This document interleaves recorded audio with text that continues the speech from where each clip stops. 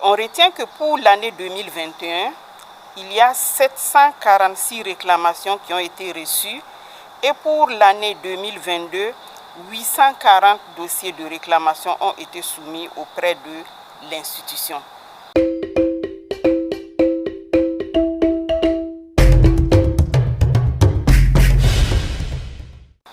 Nous sommes là ce matin pour sacrifier à une tradition, qui est celle de remettre chaque année le rapport au chef de l'État. Et ce matin, nous sommes là pour remettre le rapport de 2021 et de 2022. Comme vous pouvez le savoir, on ne peut pas remettre un rapport sans faire l'économie. Donc nous avons fait l'économie de ces deux rapports au chef de l'État. Et parlant de cette synthèse, nous avons fait le point sur le traitement des dossiers de réclamation. Alors, les grands événements qui ont marqué la vie de l'institution et surtout les différentes réflexions qui ont été menées. Alors, concernant le traitement des dossiers, il faut le dire qui constitue la pierre angulaire de notre mission.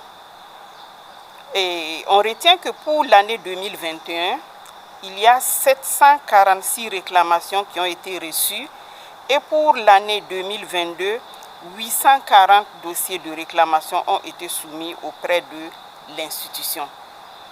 Il faut noter également que le médiateur du FASO a fait un certain nombre de plaidoyers courant ces 2 années. Et non seulement pour la cohésion sociale et pour le mieux vivre, mais on peut citer entre autres.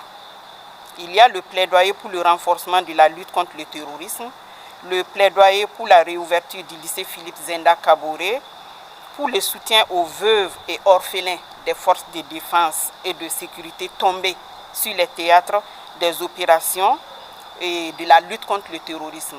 Si vous avez suivi l'actualité, ce plaidoyer a été très bien perçu et il y a eu un atelier et en fin de compte, récemment, la loi a été adoptée par l'Assemblée législative de transition.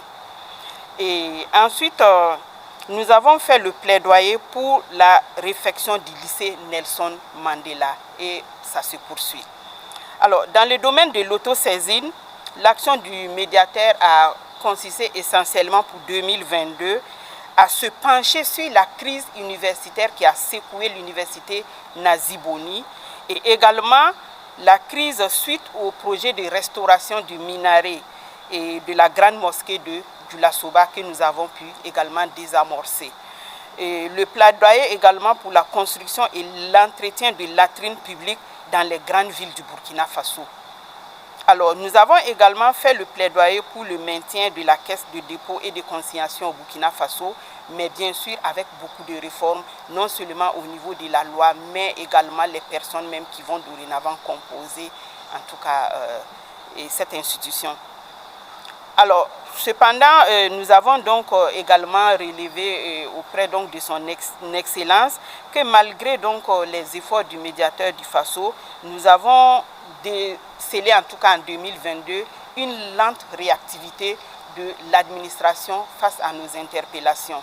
C'est pour dire qu'en 2021, l'administration a réagi à nos interpellations à hauteur de 66 et quelques %. Et en 2022, ce taux est revenu à 52%.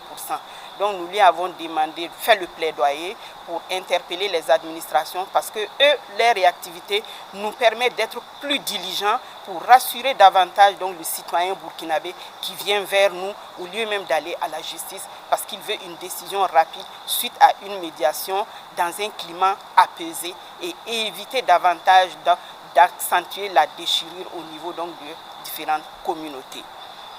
Alors, nous sommes également confrontés à la faiblesse des ressources au niveau du médiateur du FASO, nous l'avons relevé, mais nous avons développé à côté des initiatives, puisque récemment, nous venons de nous doter d'un plan stratégique que nous avons soumis auprès des partenaires. Je peux vous dire que ce plan, en tout cas, a reçu jusque-là un écho favorable et nous sommes en train déjà de dérouler le contenu de ce plan, ce qui va nous permettre de ne pas trop demander au niveau des ressources de l'État, puisque nous sommes conscients qu'il y a beaucoup à faire, surtout aujourd'hui avec la question sécuritaire qui est une priorité.